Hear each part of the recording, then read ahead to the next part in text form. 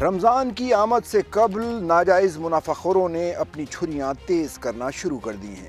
ذخیرہ اندوز سرگرم ہو گئے ہیں۔ اشیاء خورونوش اسٹور کی جا رہی ہیں تاکہ رمضان میں ان اشیاء کی طلب بڑھنے پر انہیں مہنگے داموں بیچا جائے۔ رمضان کے قریب آتے ہی پھلوں کی قیمتوں میں اضافہ ہو گیا ہے۔ پھل فروشوں کی من مانی نے مہنگائی کو پر لگا دیے ہیں۔ بازار میں کیلے 200 روپے درجن، کینو 600 روپے درجن، سیب 300 سے 500 روپے کلو اور اسٹرابیری 600 روپے کلو تک پہنچ گئی، جبکہ افطار کے دسترخوان پر درکار پھل امرود، انار، خربوزہ، چیکو کی قیمت بھی آسمان پر ہے۔ پھل فروش کہتے ہیں کہ قیمتوں میں اضافے کے ذمہ دار آڑتی ہیں، کیونکہ قیمتیں منڈی سے طے ہوتی ہیں، اس لیے اداروں کو چاہیے کہ منڈی میں ریٹ کم کروائیں۔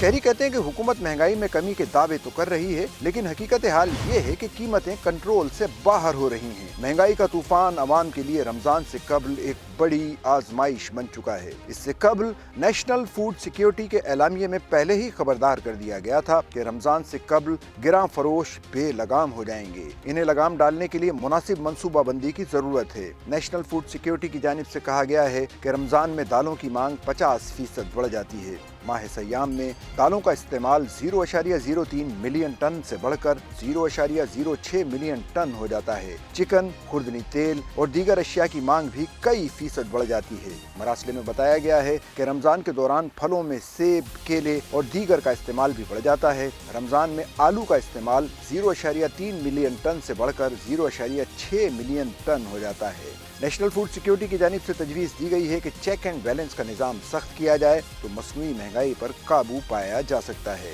منافع خوروں کے خلاف رمضان سے قبل آپریشن شروع کیا جائے۔ ایک طرف جہاں پھلوں کے دام قابو سے باہر ہو رہے ہیں، وہیں رمضان سے قبل شہریوں کے لیے قدرت کا بڑا ریلیف سامنے آیا ہے۔ سبزیوں کی بھرپور کاشت کی وجہ سے قیمتیں قدرے کم ہو گئی ہیں۔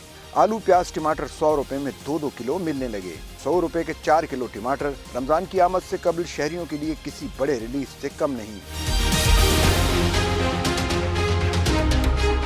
پورے ملک میں سبزیوں کی کاشت بھرپور ہوئی ہے، اور تو اور سبزیوں کی برآمدات بھی نہ ہونے کے برابر ہیں، جس کی وجہ سے سبزیاں اسٹاک میں موجود ہیں۔ اگر یہ کہا جائے کہ سبزی مارکیٹ میں میلے لگے ہوئے ہیں تو غلط نہیں ہوگا۔ شہری سبزیوں کی قیمتیں کم ہونے پر خوش دکھائی دیے۔ دوسری طرف ادارہ شماریات کی ہفتہ وار رپورٹ کے مطابق ماہ رمضان کی آمد سے قبل ہفتہ وار مہنگائی کی شرح میں 0.27% کا اضافہ ہو گیا۔ مہنگائی بڑھنے کی سالانہ مجموعی شرح 1.21% ریکارڈ کی گئی۔ 11 اشیاء مہنگی، 16 سستی ہوئیں۔ رپورٹ میں مزید کہا گیا کہ 24 اشیاء کی قیمتوں میں استحکام رہا۔ انڈے، مرغی، لہسن، چینی کی قیمتوں میں اضافہ ریکارڈ کیا گیا۔ ٹماٹر، دال چنا، پیاز اور دال ماش کی قیمت میں معمولی کمی ہوئی۔